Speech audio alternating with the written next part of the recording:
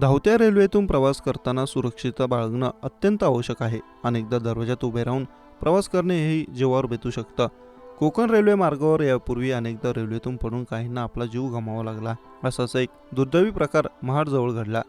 खेड येथील तरुणाचा या घटनेत मृत्यू झाला आहे. कोकण रेल्वे मार्गावर धावणाऱ्या दिवा रत्नागिरी या कोकणात जाणाऱ्या पॅसेंजर ट्रेनमधून महाड तालुक्यातील उंदेरी वाजेवडील गावाजवळ पडून संकेत पांडुरंग गोठल वय वर्ष 20 राहणार खेड या तरुणाचा दुर्दैवी अंत झाल्याची घटना घडली.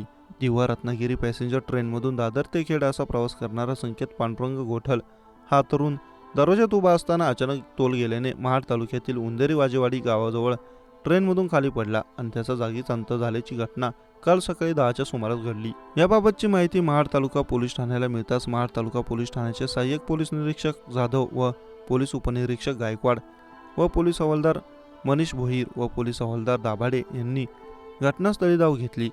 महाडमधील महाशक्ती ॲम्ब्युलन्सच्या अनिल चव्हाण यांच्या मदतीने या तरुणाचा मृतदेह सुमारे 2 किलोमीटर अंतर रेल्वे ट्रॅक पार करत महाशक्ती रुग्णवाहिकेच्या मदतीने महाड ग्रामीण रुग्णालयात आणला. तो मृतदेह शवविच्छेदनानंतर त्याच्या नातेवाईकांच्या ताब्यात देण्यात आला आहे. याबाबत अधिक तपास महाड पोलीस ठाण्याचे पोलीस निरीक्षक मायने यांच्या मार्गदर्शनाखाली महाड तालुका पोलीस ठाण्याचे कर्मचारी करत आहेत.